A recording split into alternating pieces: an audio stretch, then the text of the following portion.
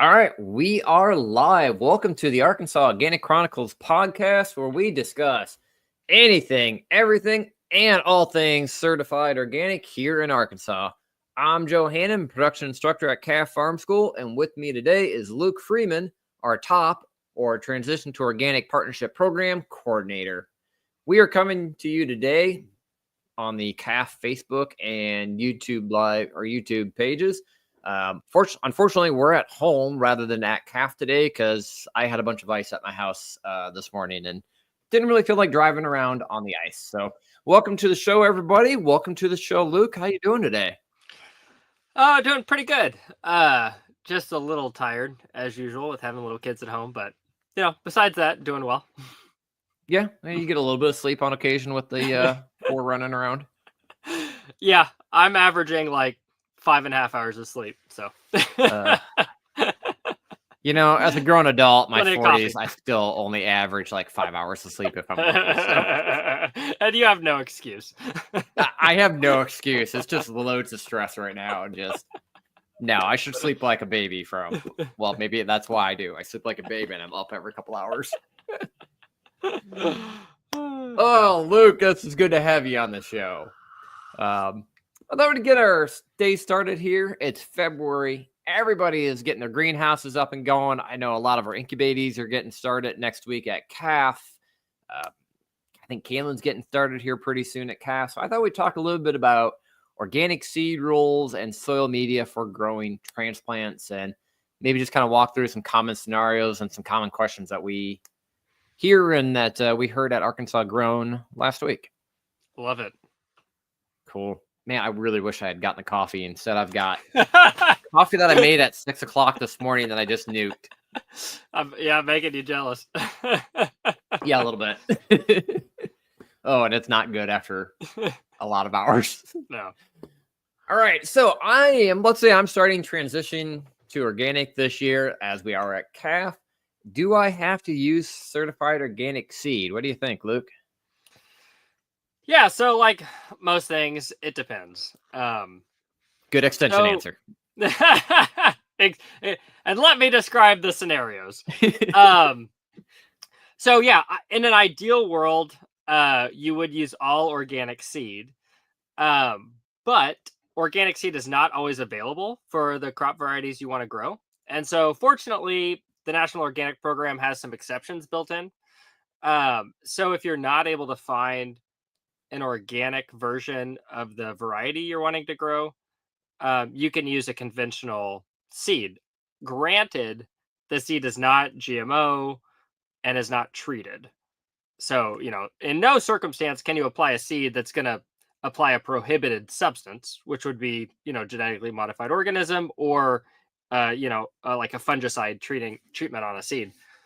But if it's just a matter of, oh, I'm looking at Johnny's and I want to grow, I don't know, a greens mix, a special greens mix they have, and they don't have an organic versions of the greens mix, and I can verify that I can't find an organic version anywhere, then you can use the conventional version. And so certifiers will ask that you look at three sources, like three common seed sources, just to make sure you can't find that variety in an organic form.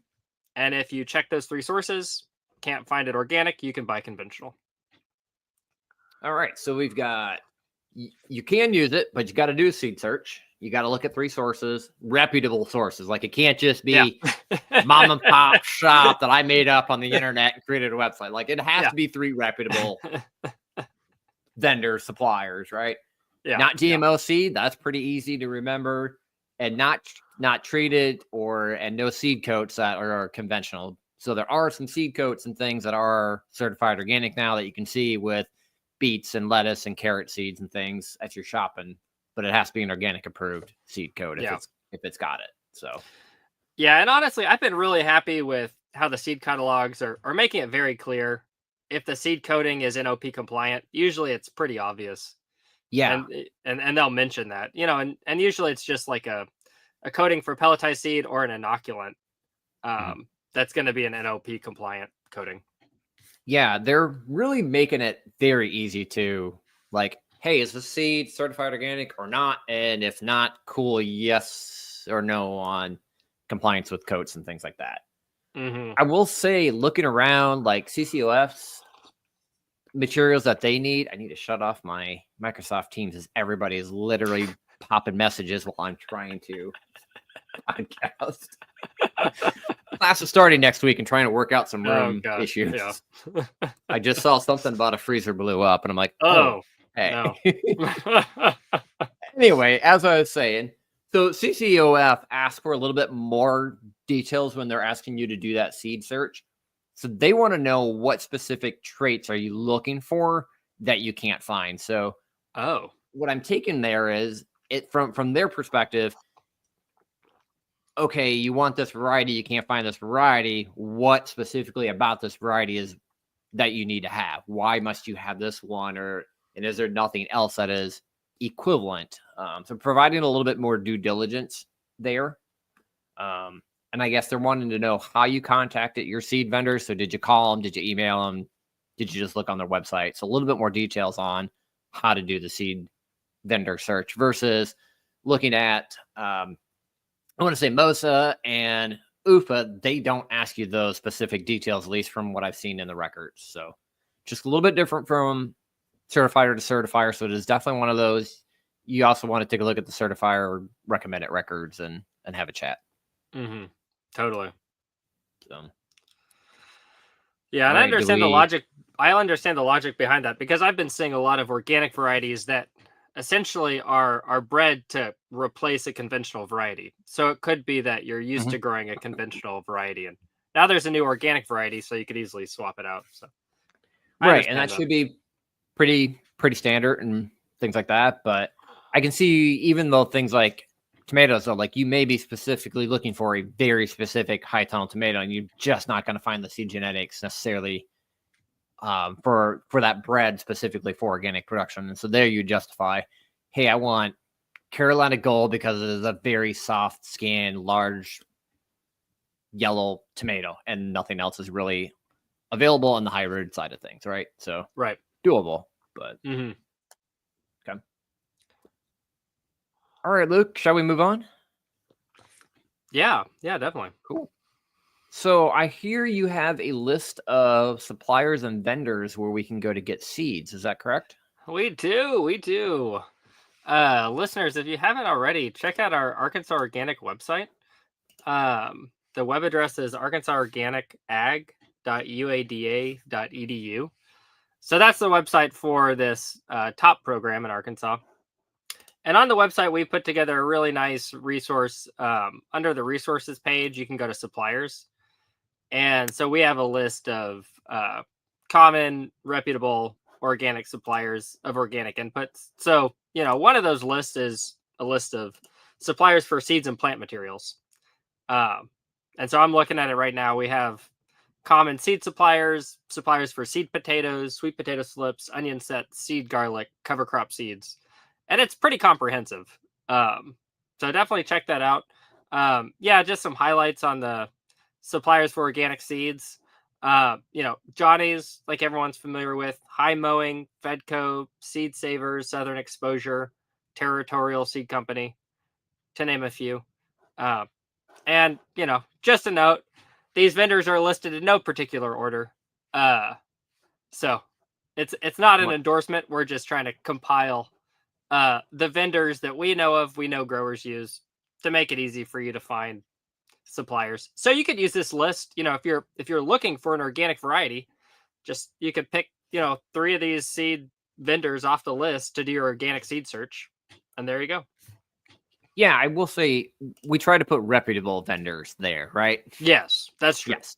Yeah, so we did do a little bit of vetting and talking to other farmers and talking to folks that we used before and have used over our lives in the career here that, these are reputable places to go get quality seed. Yes. Yeah. Yes. Yeah. So we don't have any corn and soybean. soybean. Yes, there is a standard. I'm not sure what that measured standard is, but yeah. But we don't have any like corn soybean vendor seeds up there or anything like that right now, right? That's true. Yeah, it really is geared towards that kind of mixed vegetable operation. Mhm. I'm trying to remember if we have.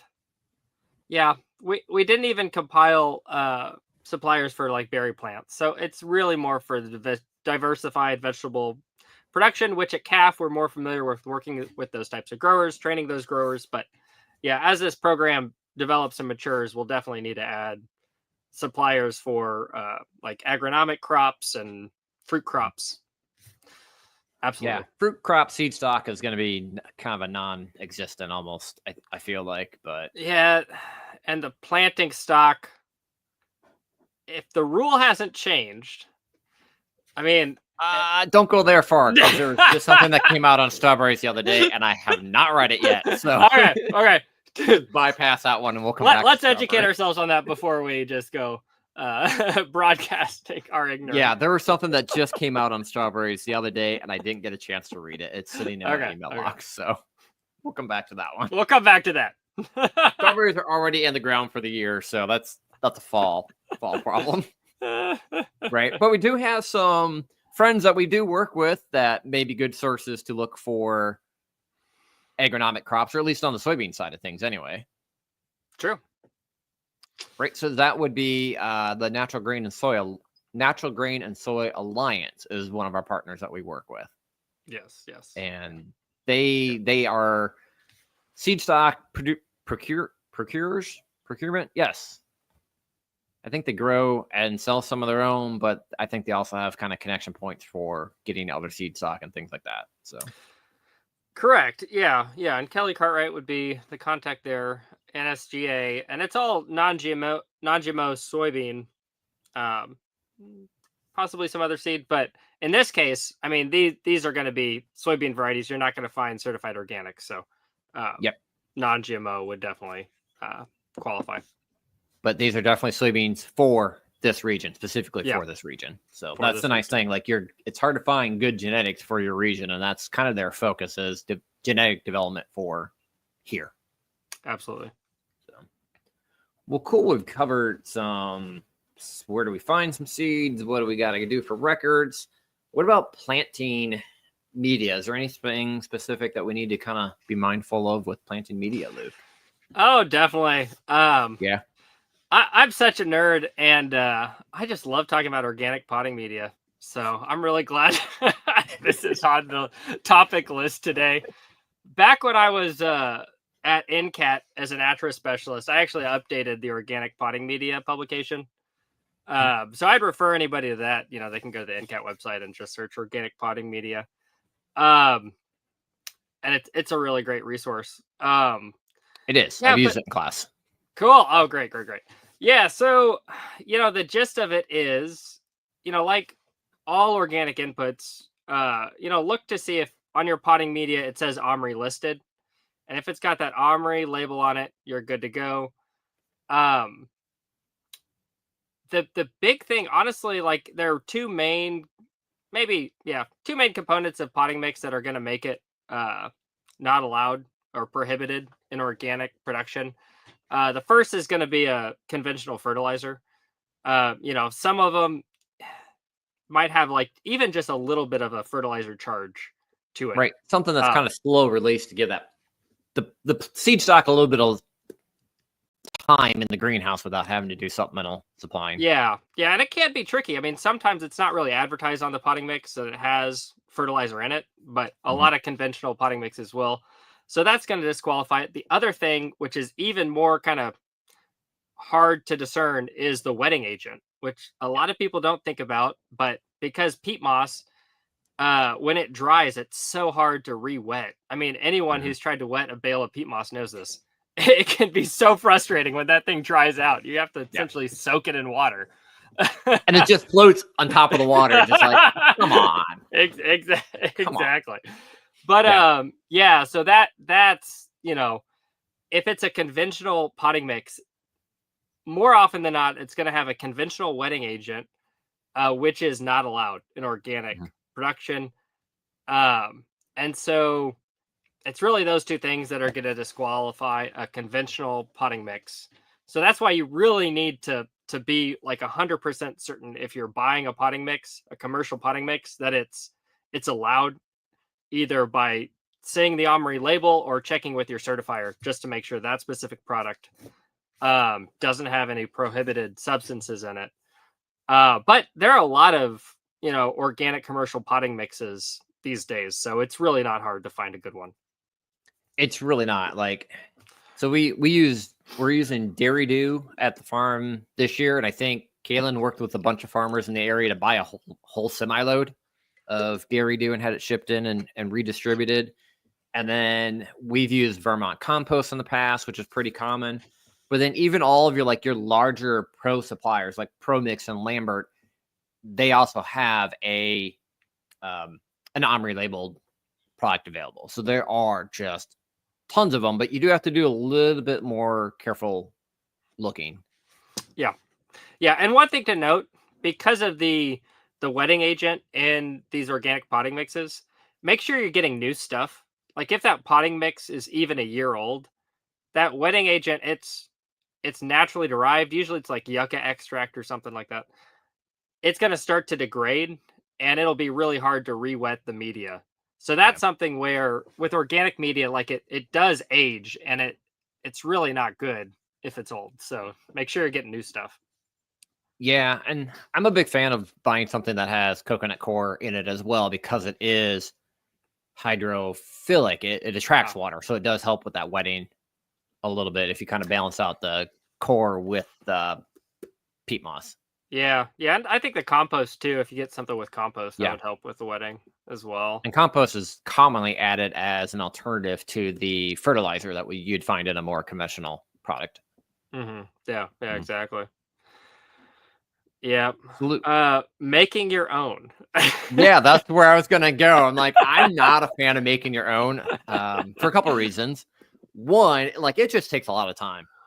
If you're trying to pump out a lot of trays in a short time, that's just a step that you gotta go through and do. And like I watch our students do it because that's one thing that they learn. And it's so much time in the greenhouse mixing and sorting and rehydrating. And man, it's just so much easier to grab a bale, open it up, spread it out, and you can fill 30 trays in a few minutes and plant.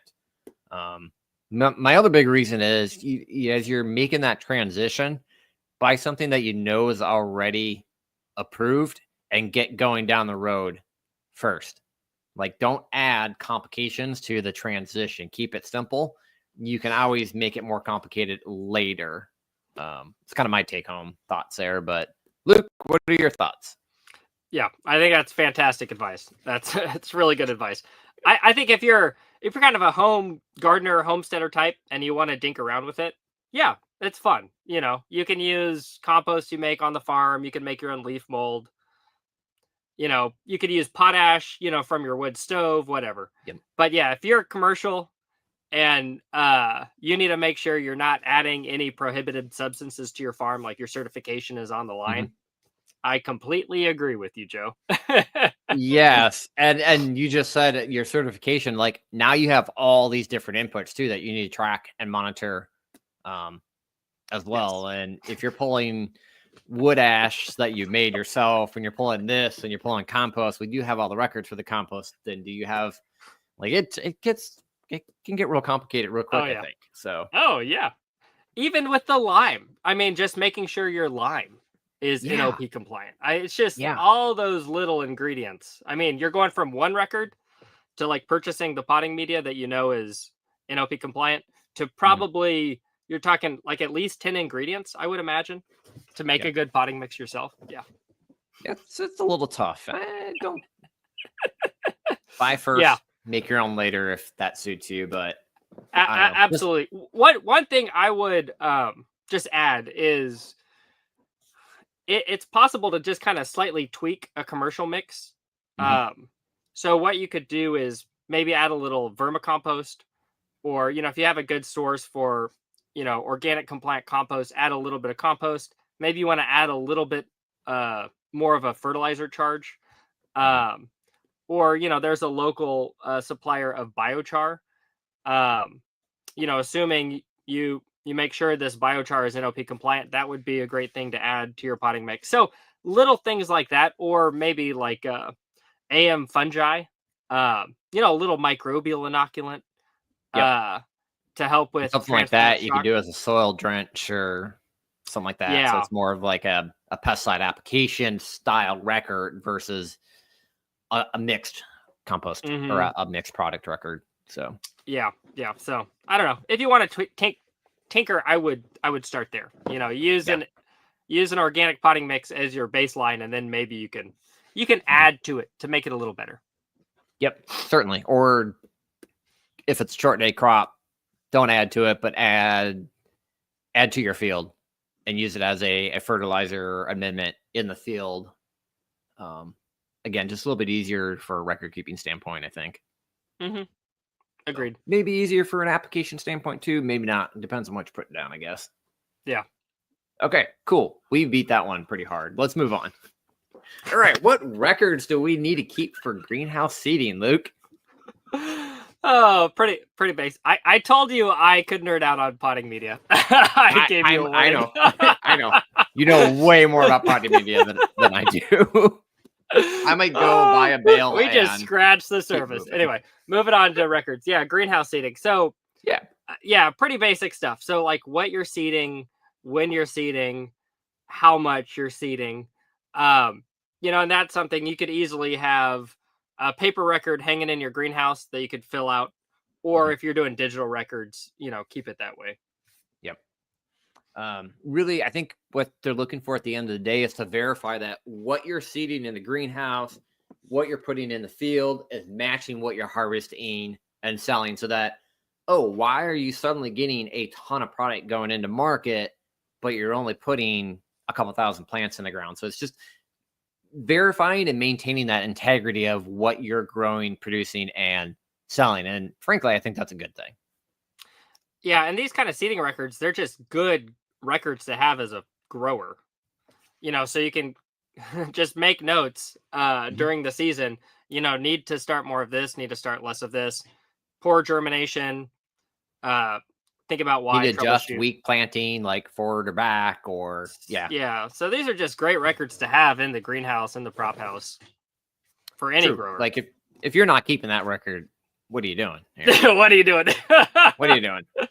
Exactly. And it's in the Yeah, spring, when you're enthusiastic and you're not worn down yet. So right. You're should coming be an in, easy you're knocking lift. out your records and updating, sitting on the couch watching some TV. Like, yep.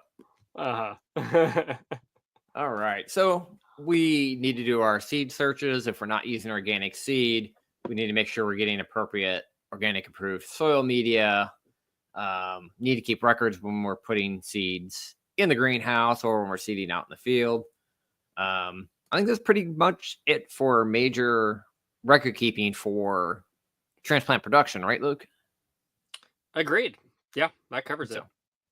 Cool. Well, let's slide on here and anything stepping away from seed starting and stuff. Anything awesome and amazing going on your mind, or anything that you're kind of thinking about as we go into the season? Yeah, so I'm still kind of thinking about conversations that were had, presentations that were given at the Arkansas Grown Conference down in Hot Springs, Hmm. like a week and a half ago. Yeah.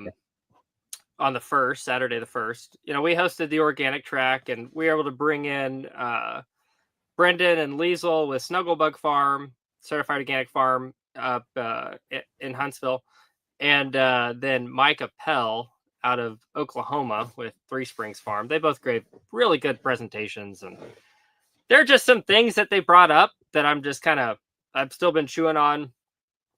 One of them is just how different certifiers require different types of records. Broadly speaking, uh, there are certain records you need to keep, but as you mentioned, like with CCOF, there might be little details that a certain certifier needs that another one Mhm. doesn't. There are just these little nuances Yeah. that depends on the certifier. Like one thing that Brendan and Liesel were talking about was that Oklahoma Department of Ag, which certifies their farm in Huntsville, they don't certify cut flowers. Sweet. Yeah, so it just to me reinforced the need if a grower is wanting to become certified organic, to one of the first things you do to identify a certifier, just because I mean it would be such a pain to kind of get everything set up, get your record keeping template set up, and then find out that the certifier you're going with kind of needs like just a little piece of information that you weren't collecting. Yeah. So that should be, one of the first things on anyone's list who's thinking about transitioning, finding Yeah, a certifier. absolutely. 100% agree. And that came out loud and clear by a lot of other folks that were in that room on, I guess, Saturday, a week and a half ago, was find your certifier, talk to your certifier every step of the way. Like, they want to hear from you. Yeah. Yeah. Oh, yeah, exactly. Yeah. And we had someone down from MOSA, Christine, wasn't it? It was Christine. Yeah. Yeah. Thanks, Christine, for coming in. Yeah, thanks for coming. If you listen to this, yeah, she was just so helpful, and was able to provide some really, really good, insightful answers to questions. Yeah, and so that's another thing to know is that, yeah, you need to figure out your certifier just so you can make sure you're keeping all the records you need to keep. But then also they're a great resource just as you're transitioning to be able to ask a question. Hey, is this allowed? I found this potting media. It's not OMRI listed. It looks like it's organic. Can you tell me if this is allowed? Yeah, the certifiers are really there and they're set up to help with those questions. And honestly, I think they'd like to hear from you. Yeah. It sounds like it. Yeah. Yes, and on that note, we put together a list of certifiers. It was actually Riley on the CAF team put this together about a year ago or so, which you can find under our resources. We have certification resources on our Arkansas Organic website, and we have a list of certifiers who work in the state of Arkansas. Cool. All right, can I switch gears a little bit? Because I'd like to talk a little bit about cover crops too, because we talked a fair bit about cover crops at the conference, and then I've been out looking at cover crops. Well, not at cover crops at CAF because we were so dry last fall. So I guess I'm really curious if anybody's listening out there, if you've got cover crops in the ground, you can drop a note and on the YouTube or Facebook and let us know how your cover crops are doing. I know Mike and Emily from Three Springs, they use a lot of cover crops for developing their nitrogen, for holding on to their P&K each year.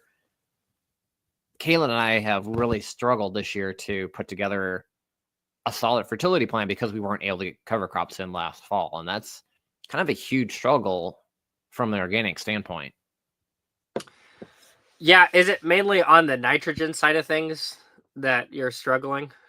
Yeah, for us, it's mostly the nitrogen. Like where are we getting our nitrogen from? We're having to import a lot of nitrogen versus being able to manufacture our own through cover crops. So we're having to bring in on our small scale and our large scale, we're having to bring in a lot of chicken feather meal and other products to supplement the nitrogen because it would have, for us to get cover crops in on our 1 or 2 acres, we'd have been looking at 100,000 gallons of water to get that crop growing last fall. And that's tough. And it's not really a question. It's really just a gripe, but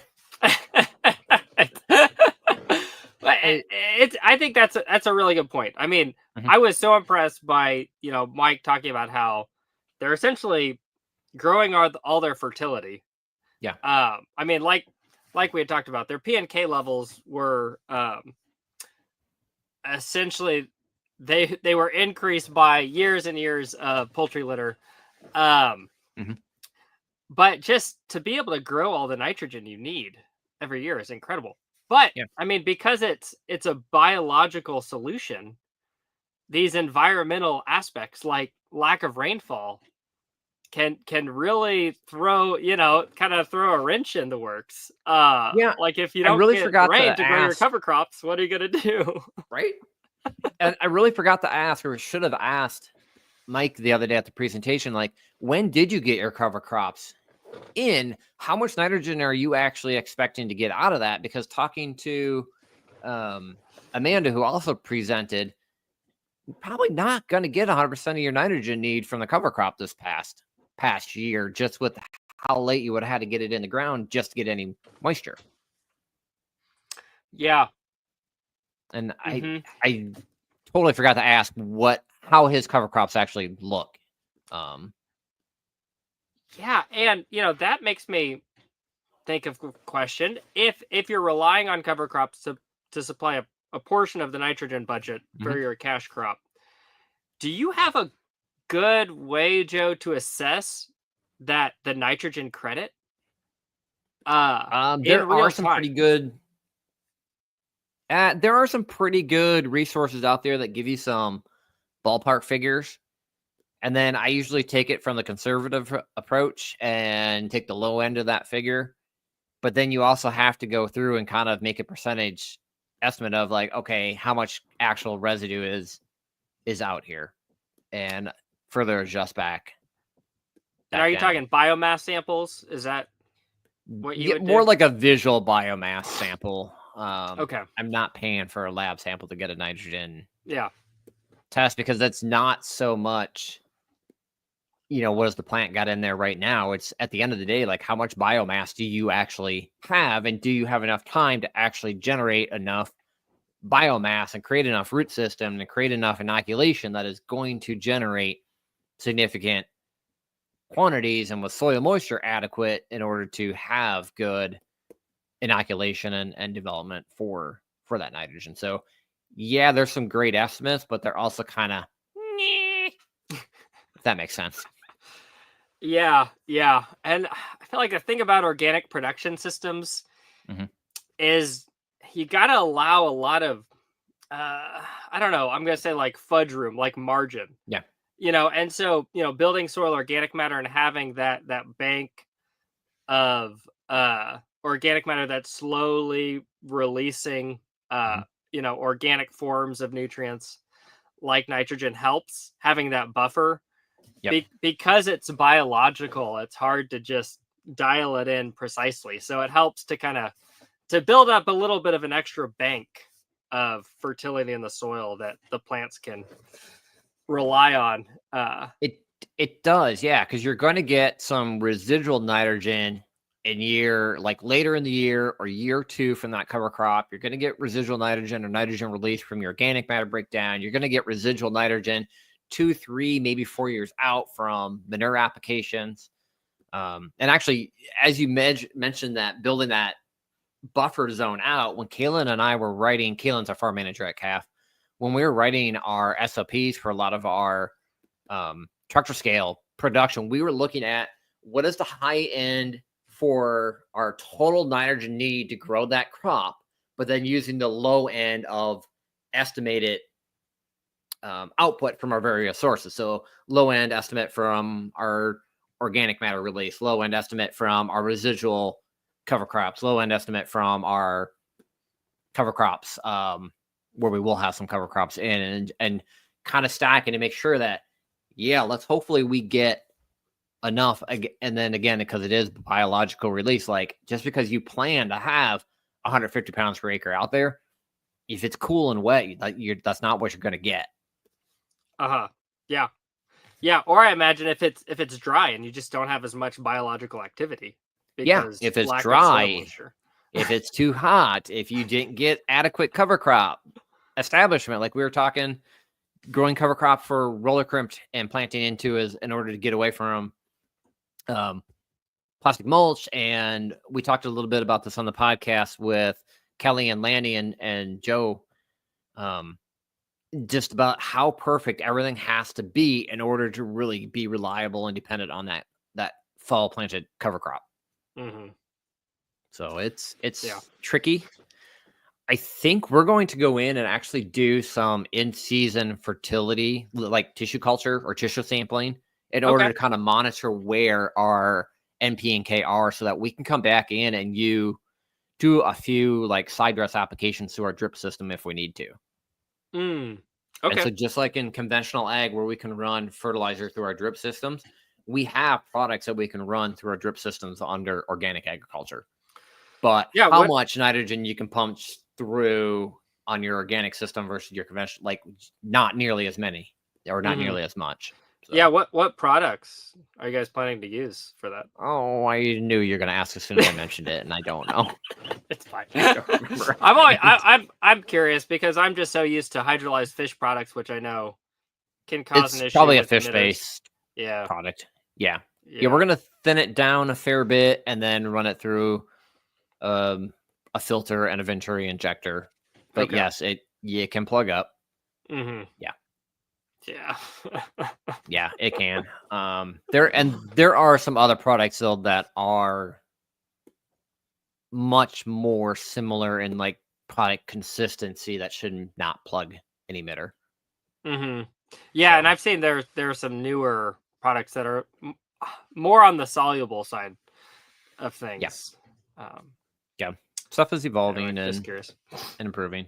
But no, I don't know off the top of my head. It's two big giant blue tubs that are sitting behind the pack shed that I look at every day that I'm there. But It's all good. yeah, I'm drawing a blank. So That's fine. yeah. So I did mention looking at dryness out in the cover crops and stuff. And so I actually went out to the fields yesterday and actually put an auger down about 24 inches. And I was surprised. We actually had field capacity moisture down into the root zone. Oh, nice. Yeah. So I don't know how much below the root zone, what that capacity or what the moisture looks like, but at least in the root zone right now, we actually look in pretty good shape. Very cool. Yeah, that's cool. Happy to see. Yeah. So. Nice. Yeah, I mean, while we're talking about cover crops, I'm just trying to remember off the top of my head. Yeah, Dr. Amanda McWhirter was saying she was a big fan of, I think it was oats. Wasn't it oats and winter pea? She likes the oats because they winter kill. Was it oats for? I don't. Our stuff that we use from her is rye and peas. Yeah. No, and I'm a big fan of cereal rye and peas, but I think she was mentioning the oats, but yeah, the oats do winter kill or should winter kill here, which should give you a strong peas in the spring, which should give you a pretty good nitrogen content. But if you're looking at roller crimping and strip tilling and seeding that way, you really need to stick with the rye.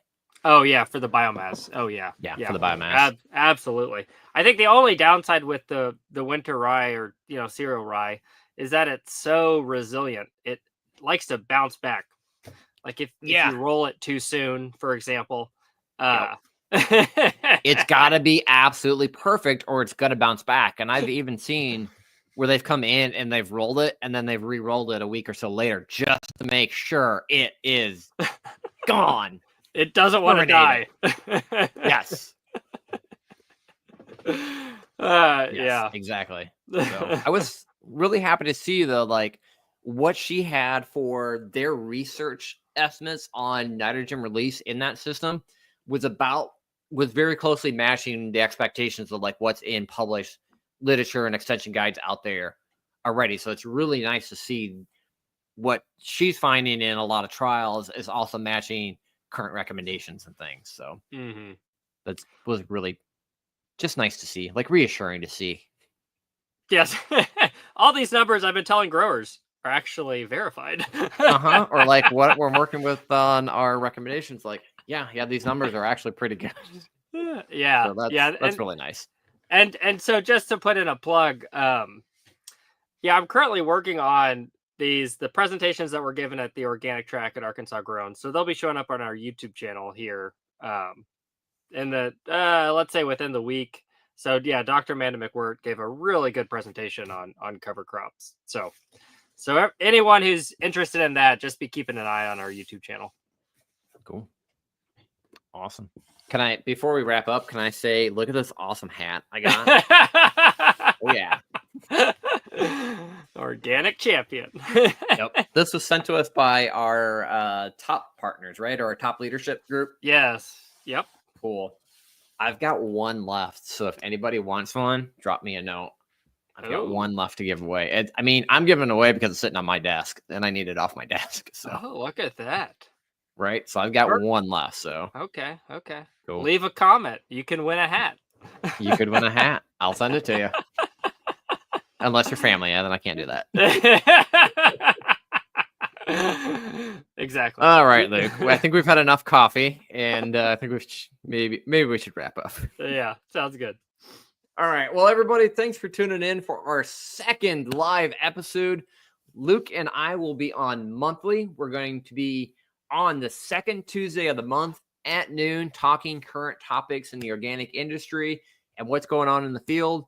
We hope to actually come live from the field, but like I said, it was icy up here. I wasn't going down to calf this morning, but hopefully in March we'll be live from the field, maybe even standing in front of some cultivator tractors or some greenhouses or something like that.